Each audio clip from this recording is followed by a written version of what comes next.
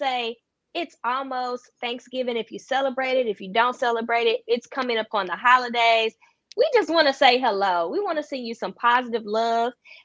This is another episode of the Drama Free Black Love series. It's a discussion about healing and restoration of relationships within the Black community with a licensed therapist, none other than the Dr. Alicia. Dr. Alicia, tell them who you are. I am Dr. Alicia, and I am a therapist. I'm also a social worker and a college professor, and I work with couples. I also work with individuals, and I'm here today with you to talk about relationships. How you Yes. doing, Jasmine? How's your week been? I'm I'm doing good. This has been a very festive week. My weekend was good. I went to the gala called the Cosign Mag Awards in Dallas. It had all the influencers. I don't know if you're familiar with Latarian Whitfield. He has a podcast called what is his podcast called? Dear Future Wifey. Ah, all right. He's out in Dallas and he won. So it's like it was inspiring to see his podcast win. And he's been doing nothing but talk about, healthy Black love, healthy relationships overall. And I also got a chance to what did I do this weekend? I also got a chance to hang out with like a bunch of Black women and we were just loving each other and I got to see Wakanda. That was a great movie. I cried a couple of times. I was actually embarrassed with how much I cried. Wow. You cried at the funeral at the beginning. I cried. Okay, so I don't know what happened. I missed the funeral, but when the mom died, that's when it started. And it just kept going. And when the woman, so like I'm a technology woman. Like I love tech. I love everything about technology, cell phones. Like when I saw that Black woman be acting like she was Iron Man and like she was doing the stuff with the cells, and then they went and got the girl from the college. I don't know none of their names. I just know they were Black women. I was like, oh my gosh, I feel so inspired. I feel amazing. I love the fact that like Black women are empowered to not only be talking about technology, but like they're saving Wakanda right now. And I was just like, this is a beautiful movie. And I just was crying. Like the more technology was in the movie, the more I cried because I was like, I didn't have movies like this growing up that empowered the technology in me or like to empower the woman in STEM in me. And I was just like, this is amazing. I can't even imagine being an engineering major, how lonely that felt for you because nobody looks like you. No one, I mean, I really wish, and believe it or not, I have a technical brain. I probably could be a Mm. really good engineer or anywhere in the STEM area and done very well. But I'm so socialized into this therapist role, taking care of people role. Not that there's anything wrong with that, but I feel like I have the capacity to do that sort of thing. It just was never encouraged, and I didn't see that sort of thing. So yeah, Yeah. I did see the movie, and I thought it was better. It was better than I anticipated it would be. Like I knew it was going to be a good movie because come on, it's the Black Panther. And I also knew that from the video, people were kind of upset that it was going to be a female Black Panther. But if you Mm. read comic books, the comic books told us that eventually his sister comes and he becomes the Black Panther. So people who were comic books fanatics, they knew that was going to be. It was going to play out like that in the comic books. But I thought it was excellent and exceeded my expectations for real. And there were moments in that movie where I was thinking, "Oh Lord, they're going to side with the white people against the Mexicans." I was like, I'm, I was like, if that happens, I'm out of here. I was like, this cannot be. We cannot be fighting each other. We both oppressed. I was thinking that was what I was thinking. But it was pleasurable to watch. It had action. It had drama. It had love. It had all the things that I enjoy in a movie. So I was thrilled with that movie too. Yeah. Yes. And you want to know something that I love the most about it? Like at the end, I cried at the end because he had a legacy Yes. and Oh, nobody knew about it. Like they hid the child. And I was like, I don't know. I think it's beautiful because he's going to know everything that his father did. He's going to obviously be raised around the auntie. the grandma, even though she's gone, that's the ancestor now. I'm just like, that's kind of how I've seen God work. Like maybe somebody leaves, but there's always something else behind right before that person leaves. And it's just like, we know that that's going to build the better generation to come. So I was so happy. Like, and he was so cute. I was like, oh my gosh, why do I have baby fever? Like, what is this? What is this energy? Like, why am I like that? Why? But again, it was because he was a cute. He was obviously going to be like the next Black Panther, but it's just the fact, like, come on, Jasmine, you're 28. Get it together, girl. Yeah, I really enjoyed that part. It was a surprise at the end. I felt like there was something else that was going to be the revealed in the movie, and so I'm glad that I saw that. There was so many. It was a complete movie, but there was elements where they kind of left dangling for a part three. Like you could feel that there's another movie in the works. There were some conversations that I heard between. I don't know people's names either. Between the Mexican and Black people that made you feel like this was going to turn out a certain way. So they didn't button up everything at the end of the movie, but it was such a complete movie and a complete showing that I was thrilled. And I had seen The Woman King several months ago, and I was totally turned off by that movie. I did not like that movie whatsoever. It had a bad taste in my mouth. I just remember like wanting to leave. I was like, get me out of here. It was very tasteless, but I felt like this movie was like, it just renewed my spirit. I love to see that's good doing some good things, not like the Woman King. I don't know what the name of that movie. I try not to. So from my understanding, I think that movie had like killing men or something. A lot of, I don't know like what it was. The whole movie. I never saw it. It's not. I mean, don't go see it. It ain't worth it. It's not worth it. But anyway, what are we talking about today? Okay, first off, Dr. Vibe Show. Greetings. Thank you for joining us tonight. I really appreciate you being here. Do invite more people. In fact, if you're joining us right now, definitely put us a drama-free love series in the comments. Just drop a drama-free love series in the comments. So y'all, today's topic was requested by one of our supporters, one of our viewers, and they wanted to know, is it better or are single women happier than married women? He sent articles. He was like, can y'all please discuss this? I want to know this. And I was just like, these are really good topics. And so I'm obviously single. Then Dr. Alicia, she's married. So I was like, you know what? That means that we can have this beautiful conversation. And it's going to be wholesome. We're not going to be putting anyone down, but we're going to have the conversation. So the first thing, I think we should unpack happiness. And what does happiness in relationships look like? And then break down the complexities between singles and married. And then, take questions from our audience. And hello, Ms. Tara. Thank you for joining us today. Yeah, you know what? Okay, so you asked a question about what is happiness. I think, you know what? You bring up a really good point, because I don't know if happiness really is the goal. Because can we be happy all the time? Like, is it realistic to walk around and just be happy all the time? I don't know if that's very realistic. And I know I think the word we're really looking for is content. Are we going to be content all the time? Like, content is no matter what's going on with my life, no matter what it is, I'm going to be just content with where I am. And so I think the goal is really to be content. Is the goal really to be happy? Sometimes, do you want to walk around being happy all the time? Sometimes not. So I think that's the one thing that we need to pay attention to. What do you think about that, Jasmine?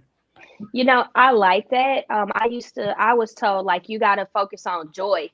And when you say content, I feel like that kind of goes hand in hand. Like, when you have joy, joy doesn't mean that everything's going well. Joy comes from a feeling on the inside, knowing that things are going to turn over. Like, yes, it may be nighttime, but the sun is going to come in the morning. So it's just like that entire conversation on being content, understanding the seasons, understanding that happiness is a feeling.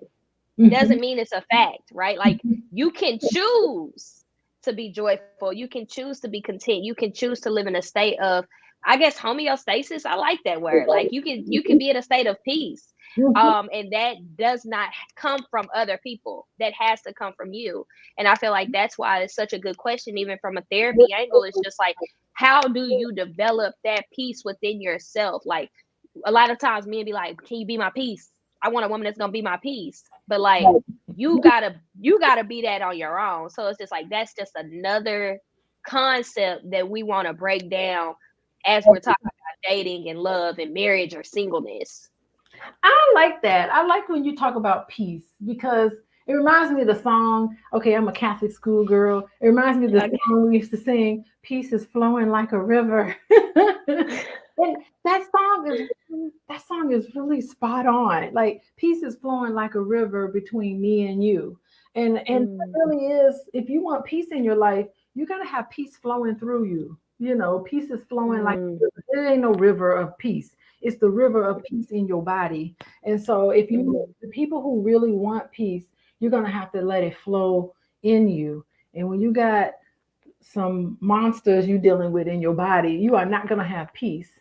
Peace can't Mm, exist when there's things happening when you're not mm, when you're not being your authentic self, when you are misleading people, when you're, when you're doing things you know you ain't supposed to be doing, peace ain't gonna be flowing through you. So I love mm. the whole thing. Peace has to flow through you. And if you want that, just focus on peace. Imagine peace flowing through you like a river.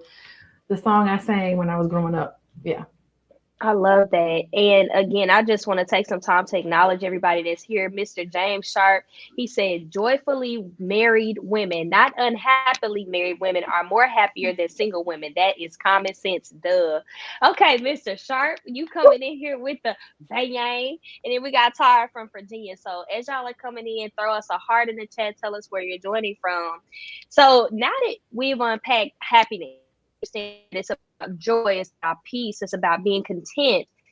Mhm. Let's talk about the differences of lifestyles between married people, married women, and single women. I think we should unpack the challenges, some cons, and then some pros. What do you think? Okay. Yeah. So I didn't read the article that you sent me, quite honestly, but I have read several articles about that before. So over and over again, there's all these big studies that come out that survey married women and survey single women, and they ask them all sorts of questions in terms of life satisfaction on all these different measures. And um, when it comes to measures of contentment, when it comes to measures of happiness, single women score way higher than married women do in terms of happiness. If we want to talk about, however, they define happiness, which is more like contentment, and that actually married men are way more satisfied, way more happy. The indicators of a pro-social healthy life, indicators of that is way more favorable to married men than single men. And it's really interesting because in reality, when you ask single men and single women, what do you want? More single women are going to say, I really would love to be married. I really would love to to have a husband or a significant other, where men are like, I don't want to, I'll wait to get married. It's almost like for men, it's a ball and chain, that ball and chain sort of thing. I'm gonna be locked down. I'm gonna be somebody gonna tie me up. All of these sort of negative connotations. When in reality, for men, being married is the best kept secret. It's the best kept secret because married men, on every indicator, do way better than married women. They are way happier. They're way much more content. They have better sex lives than unmarried men, believe it or not. They have they make more money than Mm, than unmarried men. They are healthier than unmarried men. Just every single lifestyle indicator favors men. Now, when you ask women, women are drained more than single men. Single women, married women are more tired. married women are not as content, as happy as single women are. And all of those, and health wise, married women aren't as healthy as single women. So I think when you're married, we are socialized to put everything ahead of us, in front of our own needs and wants. And so I think it's starting to come out in a lot of these indicators that don't quite sync up with what we perceive marriage to be like for men and women. Wow. Mm-hmm. Wow.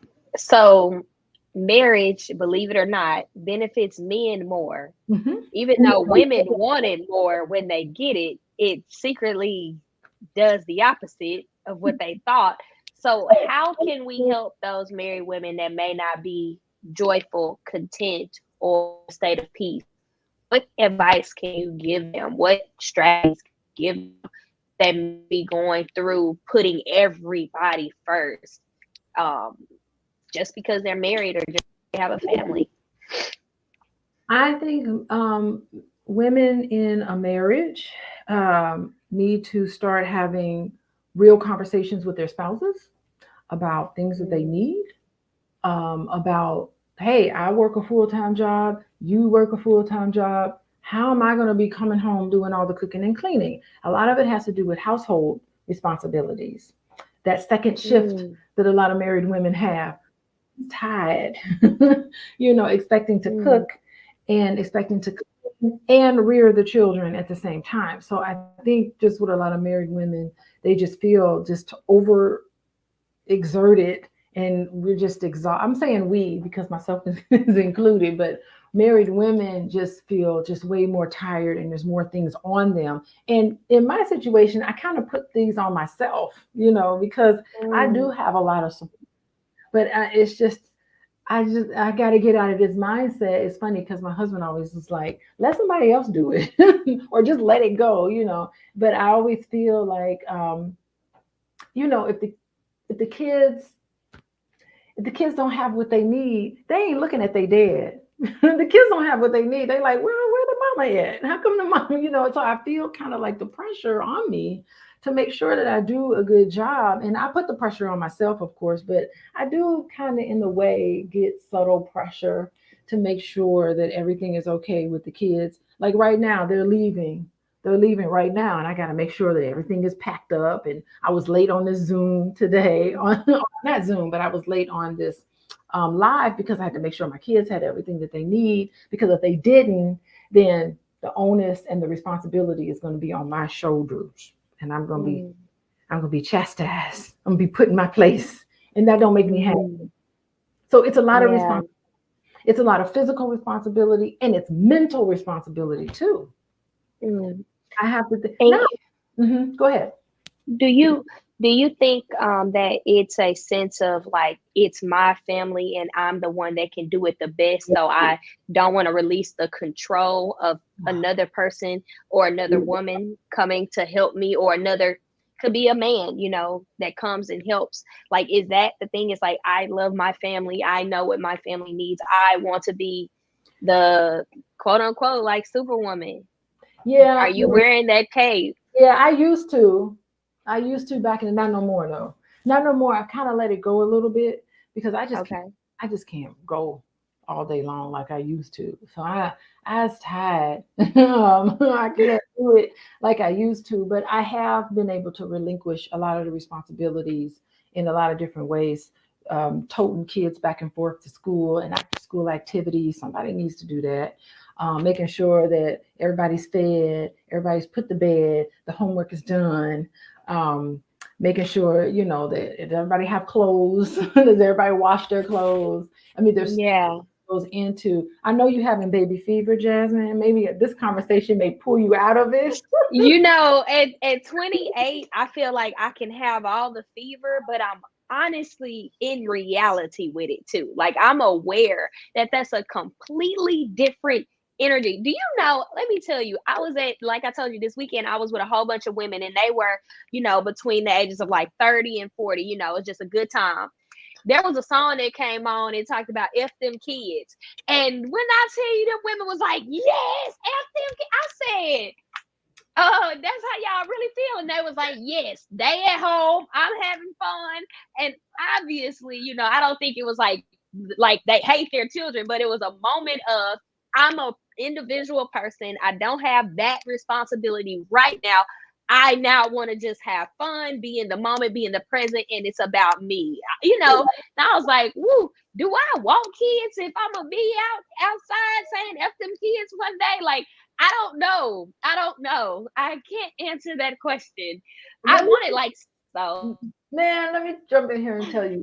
Every year, okay, I'm not a drinker. Like I don't drink very much, right?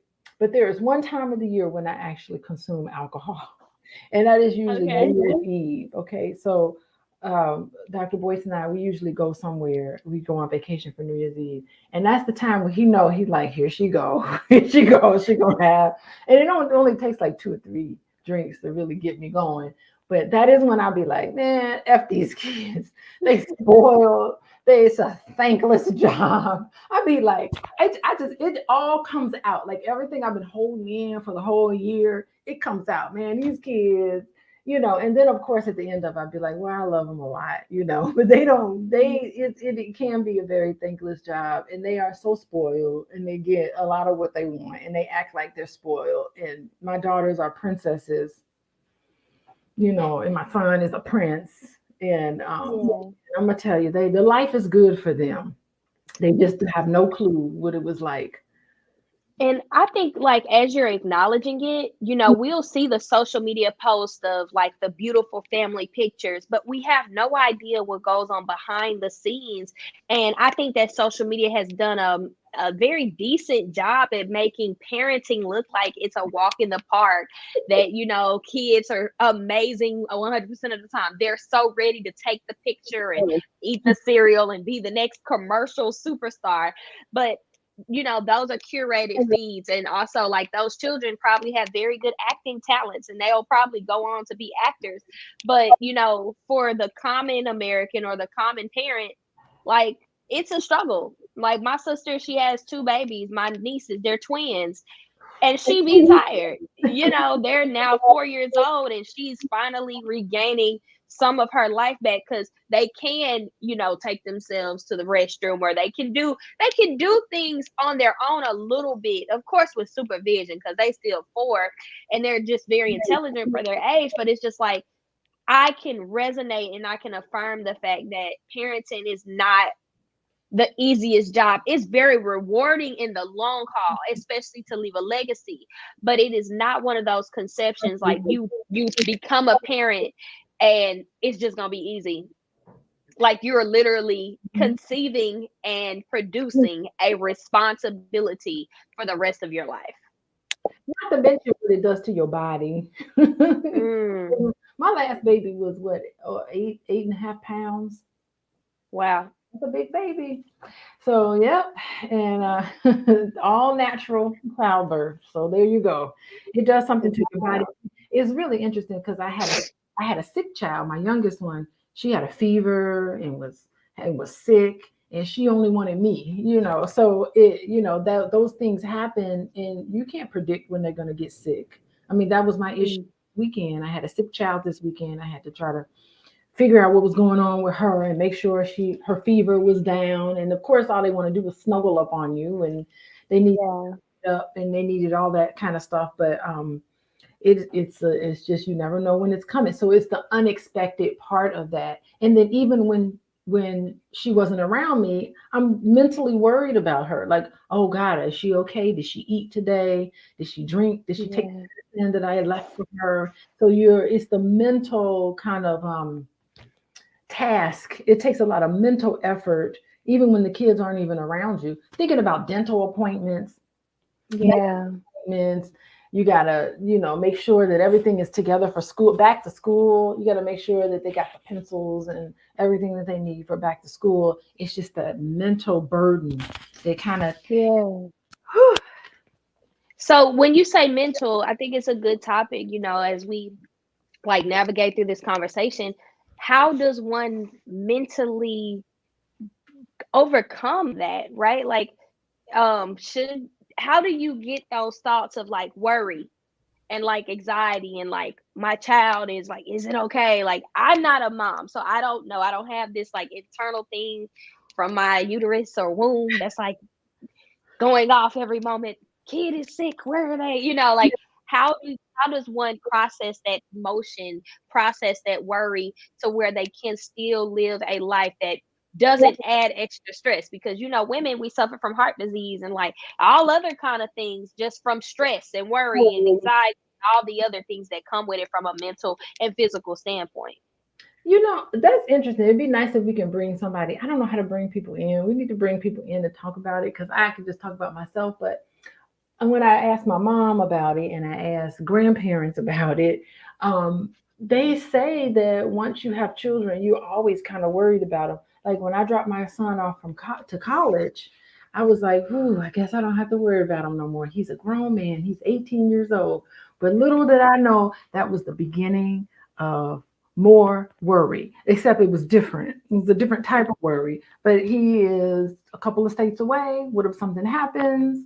How do I know he's okay? So it's almost like go away, but check in with me periodically so I know that everything is okay. And I don't know that the worry ever goes away from what I'm hearing. It's just different type of worry from an 18-year-old compared to an 8-year-old. Wow. Wow. Okay.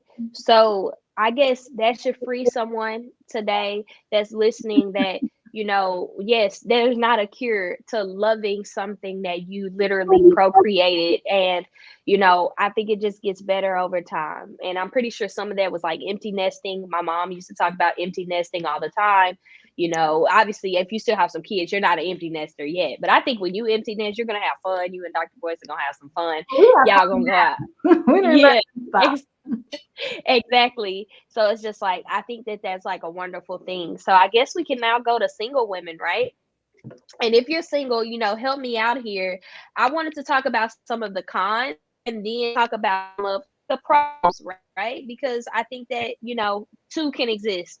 Some of the things that I wrote in my phone and notes on the challenges that single women go through is comparison, loneliness, being dealing with ghosting or not having healthy dating experiences, having to use apps. Now we're in 2022. If you want to be find a boo or a bae, you got to use apps sometimes, which isn't necessarily negative. It depends on your experience, right? So I can put that in the pro and the con. Navigating going out in public and praying that a man comes over to you in the aisle with chicken and says, "Baby, you looking good today. Would you please be mine? I would like to take you today." That is a thing that single women do. And y'all know you do it because I be doing it too. You go outside, you're like, "Lord, he gonna come talk to me in the chicken aisle. He gonna come say something. I just know. I know he coming today." Girl, you go in that store, he don't even do nothing. He be walking right outside. He put his card in and walk away. You be like, "Dang, you was fine." Now you gotta approach him or say something or drop your seasoning in front of him or drop some paper plates or something. Get his attention. I don't know. The other things that I said was leaning on your girlfriends in that time, right?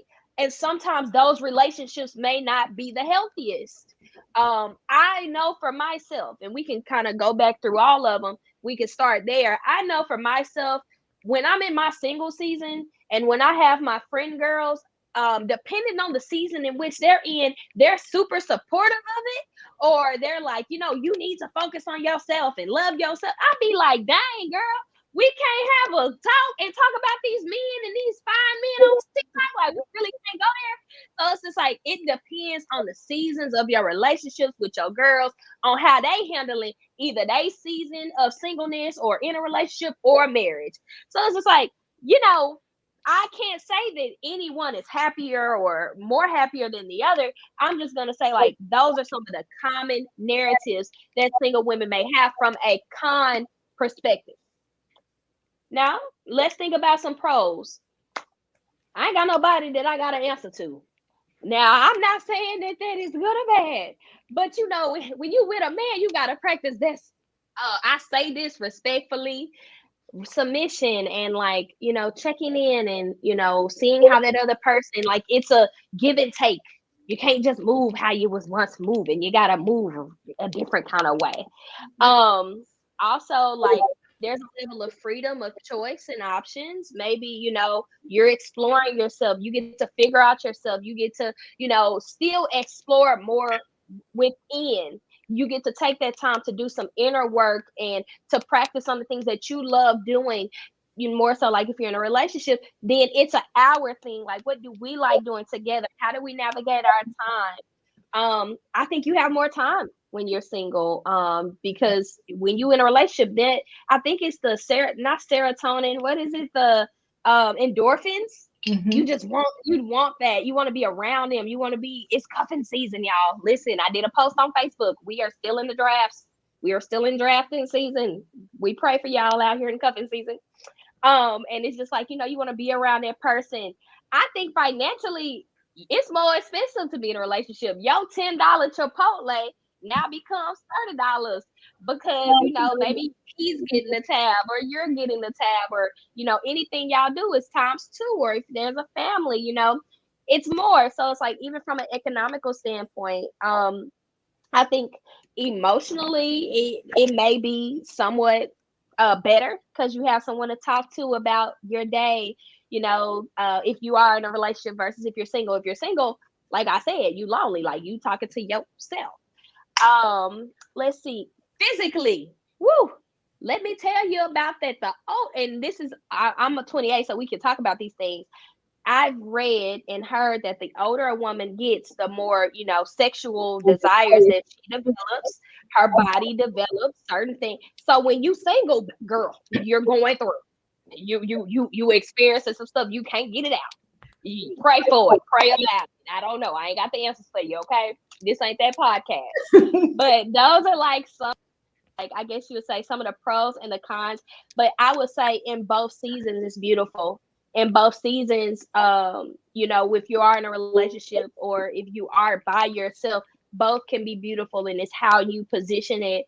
But yeah, that's some of my thoughts on, like, if you're happy you're single. Like, I don't know. Like, it's just depending on your perspective. Man, y'all single women, y'all come get these kids. Come get these kids and let them hang out with y'all for a while. And then you be And obviously no kids. That's another pro, or potentially no children. oh my God. This is really interesting. I mean, you talked about making comparisons. Yes. Say more about that, because I think that's Yes. so unfair for people. Yes. Talk about that comparison. Yes. So, if you're not in a healed state, or if you haven't taken the time to go to therapy, or if you're not content, if you're not content in the season of life that you're in, you will get on social media. I've done it before, so I'm only going to speak from the choir. You can get on social media, and as the holidays roll in, you're going to see the Christmas photos by the tree. You're going to see the pumpkin patch pictures. You're seeing the Thanksgiving. You're going to see the couples. You're going to see the TikToks. You're going to see all of this wonderful Black love that is beautiful. But some kind of way your brain could say, man, why I don't got that? Why am I not there? Where my king at? I've even seen it on social media where it'll be a couple that's not the most attractive, and they be like, dang, they got love. Why can't I? Like, how hard does it have to be? And it's just like, comparison really is the thief of joy. And you have to ask yourself, why can't you be happy for whatever that is? We don't have to know the behind the scenes. It's not our business. But if you are not in that season, when you get in that season, you're going to want someone to be happy for you. So to be able to navigate that, I just think you compare when you're not in a state of contentment in your season. That's my thoughts. What are your thoughts? Very interesting. Yeah, so you're talking about the fact that you are comparing your life with another type of life. Okay, as a Yes. list of comparison. The married life or the person that's in a relationship. Like, it's really easy for singles to do that, like, a lot. And some of it could be because society is kind of putting that on you. Because if you're 20, how about you said you're 28? I'm 28. Yes, I'm 28. Yes. Yeah, at Thanksgiving dinner, they're gonna be like, so what's going on? They're gonna be asking you, Exactly. doing? They're gonna be like, so anybody special in your life? Like you're gonna get those questions, and that's saying that they're comparing you to what they think, where they think you need to be. So they're making assumptions that you want to be married and you want to have children. That is the developmental task that's put on someone at 28. Because I've been 28. Yeah. I remember having Yeah. a lot of that put on me at that age, and when it's put on you, a lot of us absorb that. And so we Yeah. internalize all of that and we're like, okay, well, what is wrong with me? How come I'm not with somebody right now and not following a timeline that someone else has placed upon you? That's good. Making those comparisons, that's not nice. I think we need to start being more mindful of the words we say to people. I'm happy Yeah. that a lot of us have stopped saying, so when you gonna have children? Yeah. Married, they're looking at you like, okay, what's going on? And I'm glad Yeah. away from that a little bit because you don't know what people's situation is. You never. No, you don't. And there's a lot of even if you are married and you're not having the kids, that's a comparison level as well that you can go through. But there has been so many more conversations on like women protecting each other, women protecting women. It's just like, hey, I'm having to do in vitro or I can't conceive. Like that's why, leave me alone. Like I don't want to, like, people shouldn't have to communicate why they haven't reproduced at whatever level of their relationship. So I think that narrative have definitely shifted more even throughout the pandemic. I think that conversation is taking place a lot more. Honestly, let's do some house rules at Thanksgiving. If somebody be asking you, where your man, you say where your man, because I guarantee you, the statistics, the people that be asking don't be having them. The people that have a man in the relationship, they don't really be pressuring you like that. It be the single ones, and y'all know it too. Put it in the chat if y'all agree that it be the most single folks that's questioning why you single. Be like, that's the problem now. You seeing yourself all over again. But in general, like I want to agree with your sentiments that it is society that had you looking inner at yourself and saying, well, you're not at a certain place, but this is a place for you to know, like, the best timing is always God's timing, and you're not lacking of anything at all. And for me, in my stance, I want to have and reproduce with the right person. I want to be, my goal is with the right person. Now, how long I gotta wait for the right person? Do I got the right person now? We don't know. We'll see. It's cuffing season, so we got to see what happens in the springtime. Girl, look. If I have some picture by April for Easter, then it may be something real. Relationship is Instagram ready, then we know we got something, Jazz. We'll see. Because I did that. I did that this year. I had a relationship, and girl, it was a 3-month internship. Girl, we was on Instagram having all the fun, and girl, I blinked and it was over. I said, "Wow, we can't do this no more. We may have to wait till we go to the honeymoon.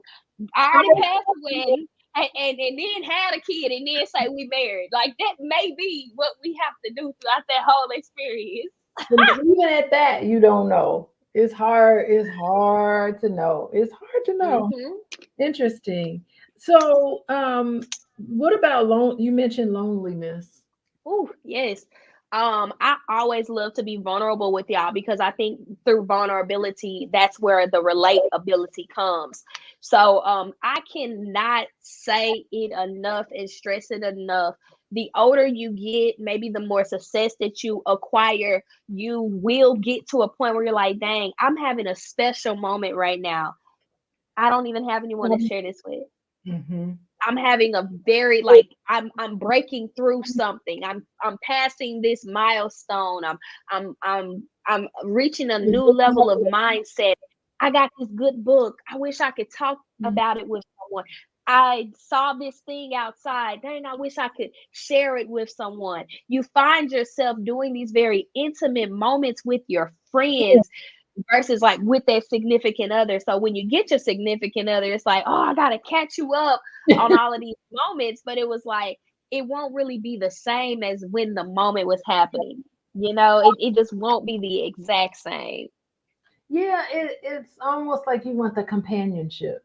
Yes, yes. And I think that's super honest. That's super real. Even in my life, there's been some really high moments this year. And your girl had to thug it out and just talk to herself and be like, girl, we did this. Like, girl, look at this. Look at what we're experiencing, because at this rate, it's just like you just have people that look at it, but it's nobody that you can come home to and say, you know what, babe, like, you was here in the roughest of moments. Look at where we are now. Like I won't have that story specifically where it's like, man, you was in the trenches with me. Look where we are now. I won't have that story. I'll be like, I was in the trenches. Look at where we at. You know what I'm saying? Yeah, but even when you're in the trenches, if you have that companionship, especially somebody who's a lifelong partner, you Oh yeah. know that both of you are going to reap the benefits. So if my husband's winning, I'm winning. Yeah. If I'm winning, he's winning. It's almost like you kind of build on each other because you're developing Yes. a legacy. It's a way more. I will tell you, it's a level of commitment that compares to no other. Yeah. Well, I'm on the Black Love series. We're trying over here. We're trying. We have to keep on going. The black man is an interesting species, I'd say. He's an interesting species. Miss Tara said that loneliness is the hardest part of being single for me. I don't have girlfriends to talk to or socialize with. And again, Dr. Alicia, that was one of the things that I was saying. Depending on your season, a lot of women really don't have wholesome friends. It just depends. You can have people that come in your life for a season or for a lifetime, but it depends. We talk about sisterhood and sis, I got your back. Or we go to church and the same people we go to church with, they be the one talking about. It's a lot. Even with black on black woman, we have some drama that comes in there. I think you know what I'm talking about. Like, not every person is for you, and you have to go through that process to see it. Yeah, I think it's really interesting because y'all can have your friend group, but then Yeah. one of them gets married and you say sayonara to that one. And then you Yeah. and then there were two. And then another person gets all hooked up and coupled up with someone else. It's almost like your girlfriends are a filler until a man comes around. And then you Right.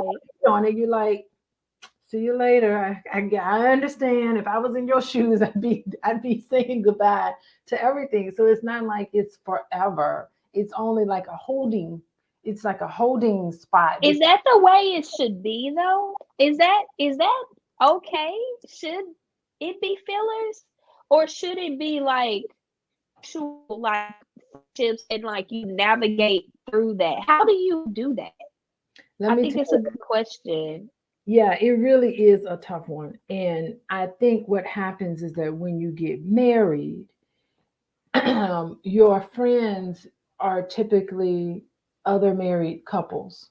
So Oh, okay. when you're single, your friends are just single people. But when you get Okay. married, your friends become other married couples. So when I got married, my first husband, all of our friends were we just gravitated more toward people we had a lot in common with. So we had a lot of common with Mm, a lot of our friends in Chicago, and they were married, and so those became our best friends, and we would all kind of get together. All the couples would get together and we'd go out to dinner and we would play cards together and we would have fun like that together.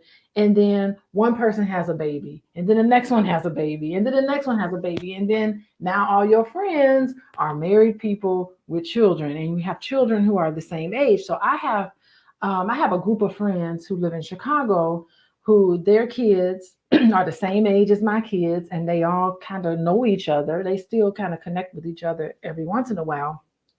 And now that our kids are getting older and they're graduating from high school, and I love those kids because I've known them since they were babies. I've known them since before they were conceived, so it's just you just Mm. have affinity to them. And so that becomes sort of like your regular go-to people, because it becomes just someone you have a lot in common with. And your single friends, you love them, but you just kind of grow apart from them because you don't have as much in common with them. And that's kind of what's going to happen to you, Jasmine. Oh, it already has, girl. Let me tell you. I have an interesting perspective because I was married for an internship. And when I got married, it's like nobody talked to me no more. And I was like, what is this energy? Like I'm still the same person, but you got married. I did live in Austin for quite some time, for like a year. So it was like, it made sense. Like that person that you're married to has like all this additional weight to be everything that all your girls were. So it's like, that's still unsustainable too. You still got to find a way to navigate through that. It has to, because that your husband or your partner can't be it. Oh, I talk to you about everything. Like they gotta have their moment for release, or you gotta have your moment for release. Like there has to be a release Hmm. for both of you. So I agree. It already has. I'm 28. I'm single. A lot of my friends are in relationships. I have one of my very, very, very, very, very good friends. I love her to death. She's in a relationship. I don't talk to her every single day. We do a prayer call, try to get one in once a week, but she's there for me when she can be, and she has a person, and I'm okay with it. Me as the friend that got the friends that's with people, you just got to be okay with that. Yeah, I think like going from single life to married life, there's an adjustment period. And Yeah. some of us adjust better than others. Yes. Yes. Because it's interesting. I've been listening to, I like a lot of books or whatever. I've been reading and Hmm. listening to a lot of Joseph Campbell. Y'all look up Joseph Campbell. That white boy Okay. breaks that down. And he talks about marriage. And he says marriage is a death. That was deep. Yes, marriage is death, because to really be married means you have to say goodbye to your single self. And you say goodbye to your single self forever. And you join with somebody, and you are not going to be the same person you were when you were single. And it's a grieving process. So you have to grieve your single life, which is why I like weddings, because weddings is a ritual to get you out of. That's why it's fun to have a bachelorette party or a bachelor party. All of those rituals help to mentally prepare you for the death that's coming. Wow. It's a death, because in order for something new to happen, something has to die in order for something new to come in. You can't be single and married at the same time. That ain't never gonna work. So you got to be one or the other. You can't have one foot in single life, one foot in married life. You're gonna have ain't no peace gonna be flowing through you when you got one foot in single life and one foot in the married life, because Wow. it's gonna be chaotic in your life. So if you want peace to flow through you, you have to say goodbye. You have to put that old person to rest, and you have to say hello to this. And it's an adjustment process. And it's just something that you just have to know that you have to be able to tackle. And I'm also hearing from a single person perspective to give grace to the friends that are going through that death, that year to 2 year progression of whatever that is, that transformation. Like what they needed from you back then, they may not need no more. And it's like they need that time to like either circle back or to come back or to say, oh, I'm done dying to my old self, and Mhm. this is who I am now, but these are also the things that, I these are my this is who I am now. So I Girl, don't know, it's good. You're helping me to like even, just conceptualize what sacrifice takes place in order to become one with mhm, another person. mhm, And at first, like for me, I was like, does the wedding matter? mhm, Does the bachelorette matter? Does all those experiences matter? And you're like, it does, mhm. because it's preparing you for the death of what your new life will be. And I'm like, wow, that's something good. I didn't know that. I plan to do something African, add some African whatever, Whatever Cause it we is. gonna walk over some Jump over rocks the or broom something. or jump over rocks, whatever it is. But I mean, think about it. You have to change your name. Yeah. Well, you don't have to nowadays, but a lot of I changed my name. I Yeah. changed my name. I'm not even Yeah. who that. I'm not even. My name isn't even the same. I had to actually become yet another person. Yeah. Wow. And then when you become a mom, you're really not yourself. You're just a mom. no one even Wow. no one even cares who your first name is. You Wow.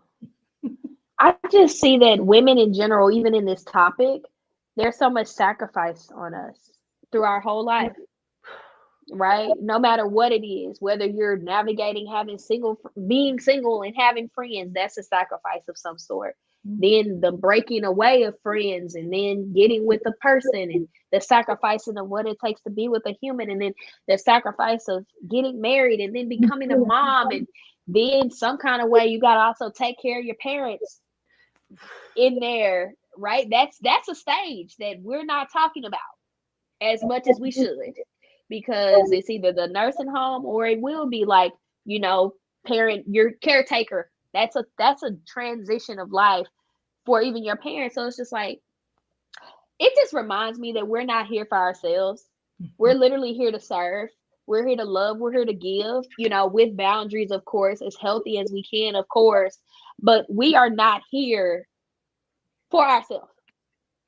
No, you're not. And so it's really interesting because why are you even born in the first place? I mean, think about being born. I guess most of us don't remember it, but that had to have been a hell of an experience. Like Oh, here yeah. you are swimming in water, and then all of a sudden you got to go through this little tiny little part, and then and then think about it, and then you have to Yeah. breathe air. Yeah. You have to all your needs were met in the womb, and then you have to be born, and then you have to you can't even talk. You're uncomfortable, you're tired, you're sleepy, you can't even communicate that to anybody. So just think about that trend. That's got to be the one of the most interesting transitions ever, is actually just being born. And even think about being potty trained and learning how to talk and learning how to walk. Like, what? Nobody's gonna carry me around. I gotta figure out how to walk. You're putting pressure on me to go to the bathroom by myself. I'd rather just not do it at all, So all of these Yeah. transitions is embedded in every single stage of life, and you're given challenges along the way. I mean, I remember dropping my kid off for kindergarten.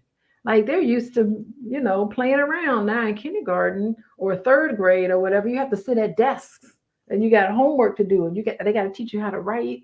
You got to learn math like all day long. I feel sorry for these kids. All day long they got to learn something new for 8 hours a day. They're being pumped with this information, and then we expect them to sit. I mean, all of that stuff, the educational system, all that along the way in your life is going to be nothing but challenges.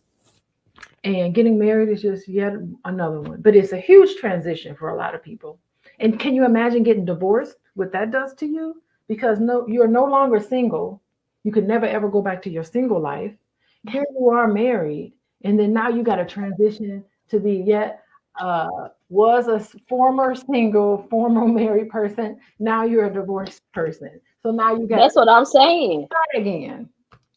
I be feeling like I'm 28 going on 58 by my life standards. I'm telling you, when I tell you my life been really handed it to me a couple times.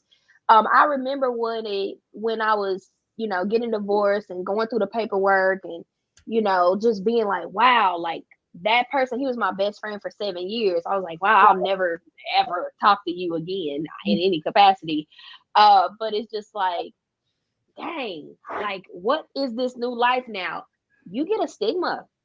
Yeah. People put a stigma on you. I remember I was on a dating app. One of the things that single women have to go through in today's time, and it was this guy. I'll never forget it. He was like, are you single? I was like, yeah, but I'm divorced. I was making sure that he knew my paperwork was complete. I was legally separated forever. And he was like, oh, I don't do divorced women. And I was like taken so aback. I was like, damn, like he don't do divorced women. Okay. Oh, Also I knew that he was raised by his father and he considered his mom to be a deadbeat.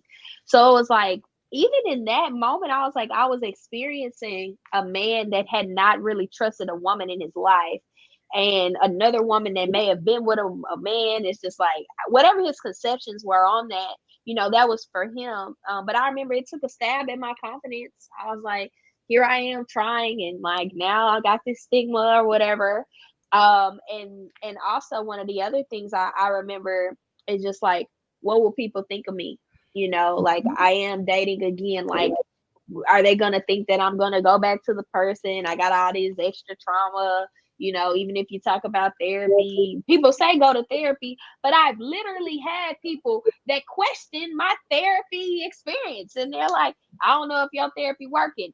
Mind you, I don't talk to none of them people no more because it's just like I go to more therapy than the average human being, and I'm able to identify the things that I know I need to work on. But who are you to identify what's best for me? And you won't even go to therapy.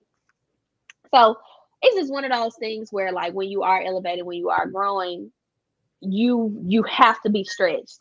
And one of those things, and hey Shamara, I see you, and Miss Peace Jones, I see you in the chat. Thank y'all for being here. You really have to have a level of confidence when you do become divorced. And I know Dr. Alicia, you've been there. You have to have a confidence to love again, to trust again, to want to go through that journey with another person, to give a man some things that you tried to give another man, and it didn't work that way. You gotta believe bigger. You know what I'm saying? So it's like it's a whole journey. Being divorced is no cakewalk, and I stand with. You lose friends. People feel like Oh, they you do. and stuff, and you know who your real friends are. You Yeah. know who your Or fake they friends or people treat you like little people treat you different. But then it's just like I don't think people understand like when they're in relationships and when they break up with people in those relationships, like those pivotal moments of like when you were with someone and you're not with someone, you still need that level of support. And you'd even need more support. But most people don't know what to say. Because I have a friend guy who's going through a divorce now. are. Mhm. Um, and literally he says that he goes in rooms and people are like awkward. And he's Mhm. like, just say it. Whatever y'all have to say, just get it off your chest. Ask it. Like it's like the elephant in the room that just because my relationship status changed, like from a marriage standpoint, it's just like it makes other people uncomfortable. But I'm like, why? I'm still trying to navigate on the why it makes so many people other than that person uncomfortable. But it's just one of those things that you just have to navigate. You got to develop that confidence. You got to rebuild yourself again, and you will never be that same person that you once were. You will probably love Yeah, differently also.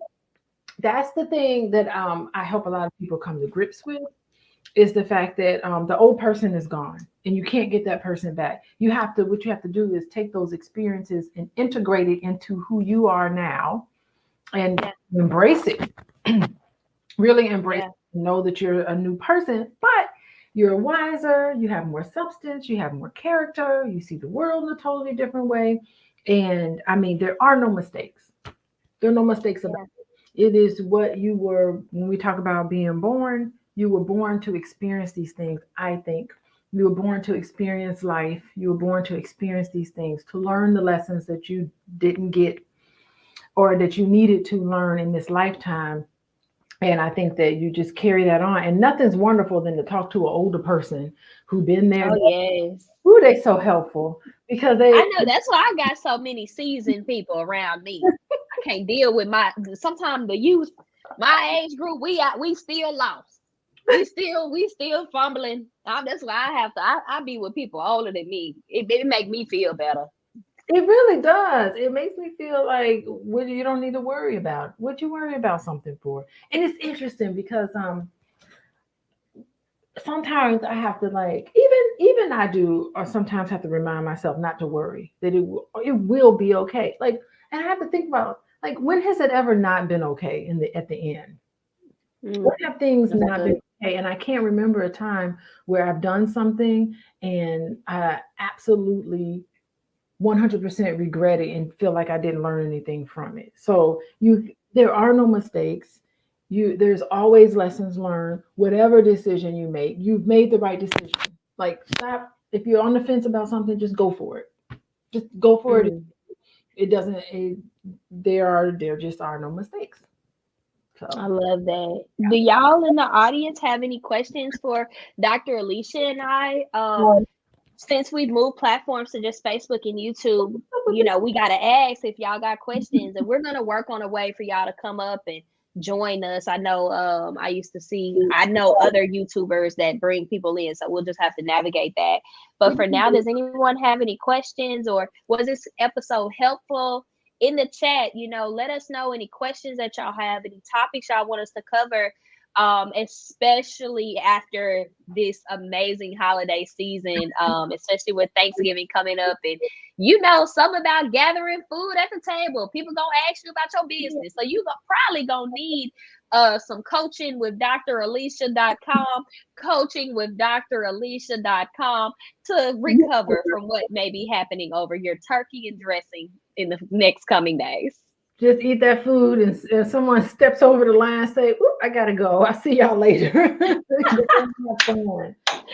Be like, I just came to say hi and to bring thanks and giving. Because you can't change people. I think you should just try to accept them. You can't change grown adult people. Can't change them. Yeah. I think after 30, 35, I think people are probably stuck in their ways in their 20s, but I feel like after 35, that's it. Whoever you're gonna be, you're gonna be. Question: when do you know or get to a place when you know you're okay with saying no? Dr. Alicia, you want to take that? You are okay with saying no. You are okay with saying no. Yeah, I think. Yeah, so it's tough to say no because you're just saying, forget it.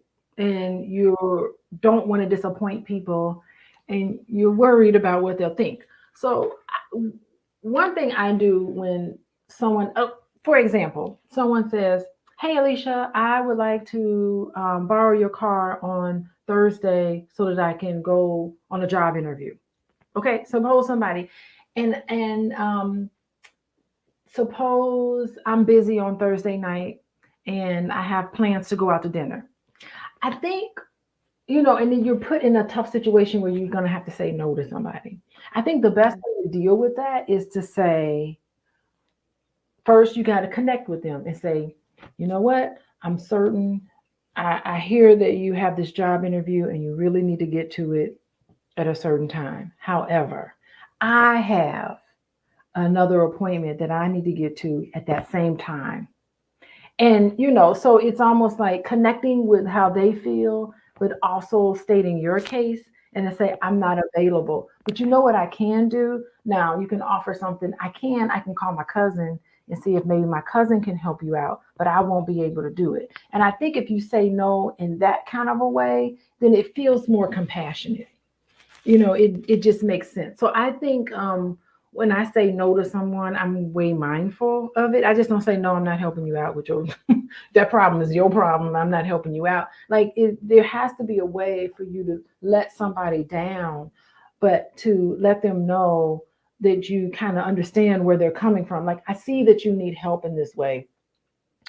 I'm busy and I already have prior engagements. I'm not able to help you. Maybe I can make a phone call." But don't offer that up if you're not willing to do it, So offer it up to say, "You know what? Hold on a second. Let me call my cousin, see if my cousin can do it. If she can't, I'm really sorry, I can't. If there's any way you can change your interview to Friday, then for sure you can use my car, if you feel comfortable with that." So I think there's a nice way to let somebody down in a way where you're just not rejecting them and they're walking away feeling sour and they feel like you don't care about them. So that's the one way that I think is a good way of saying no, because you definitely don't want to be passive and just say yes, yes, yes. And then meanwhile, on the other end, you're feeling kind of salty about it because people are walking over you. Anyway. I hope that That's answers. good. Yes, that's so good, Dr. Alicia.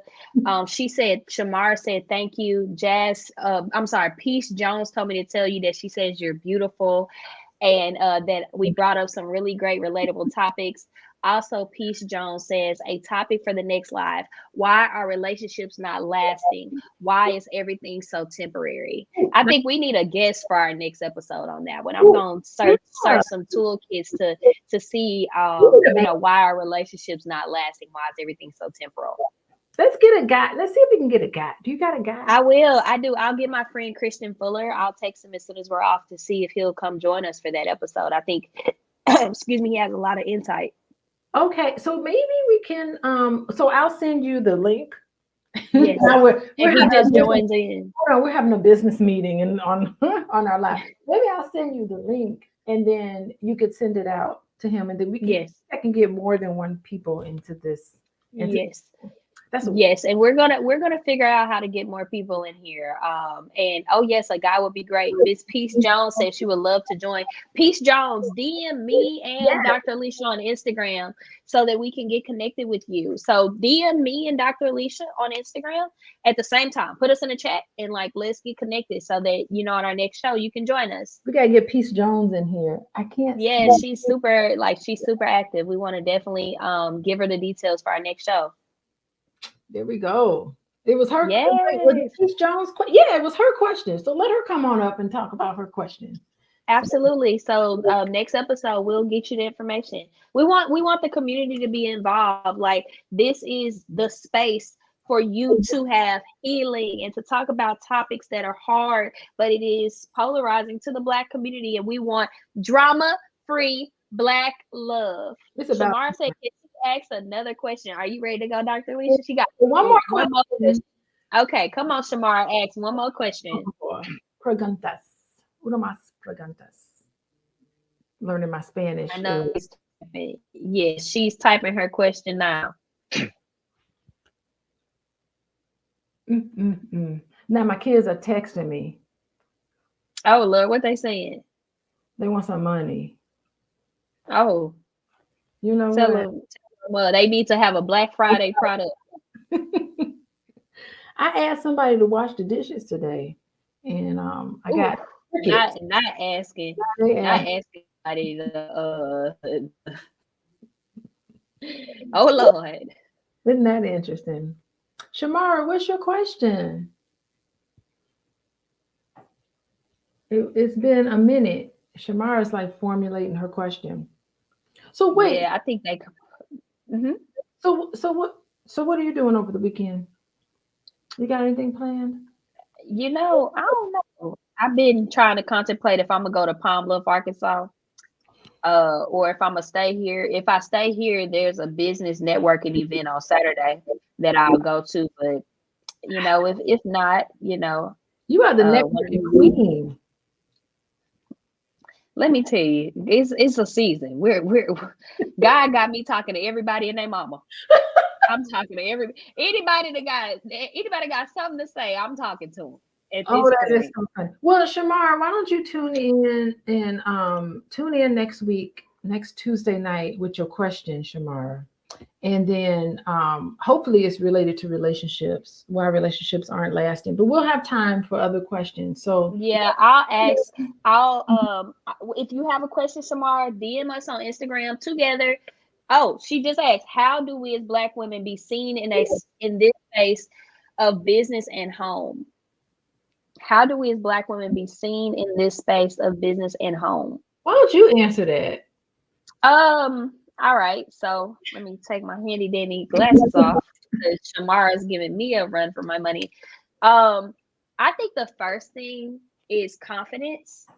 If you don't believe that you can be a woman, no matter the color of your skin, that can operate in excellence in business and home, yes, that's gonna take you out, right? And I think having structure, I actually developed a method of success while I was married. Hear me out, y'all. I got a good 2 minutes of a spiel.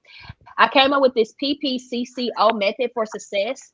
Every day, focus on praying, profit generating activities. If you're a 9-to-5er or if you're an entrepreneur, creating content, focusing on your community, and other things other than working. That means sex, that means relationships, that means networking, that means going out with your girls. Like, if you can find the time to do those 5 things in some way, some will be 30 minutes, some could be 15 minutes, some could be 2 hours. Like, you can do the PPCCO method, starting with self, praying, acknowledging who you are, what you do, why you do it. Profit, whatever you do for work, loving what you do, loving how you generate income, doing some great content. We need content. We have to have it. It's a non-negotiable. Even if you run ads, that's content. Community, who are you called to serve? Dr. Alicia, she's called to help us to get through hard challenges in life through therapy. Like, what does that community look like for you? Are you a mom? Who do you service? And then other things other than working, girl, having some fun, getting your booty rubbed at night, whatever that looks like for you. Get all of that in. Washing clothes, like cleaning, whatever that looks like. That's how I would say that you could be a woman, not just a Black woman, but a woman that can be seen in business and home, because you're going to start with self, then you distribute from your overflow. I love that. I heard a lot of self-care in there. I heard a lot of grit. I heard a lot of determination. I also heard a lot of fun, carving out time for fun. All work and no play. That's not fun.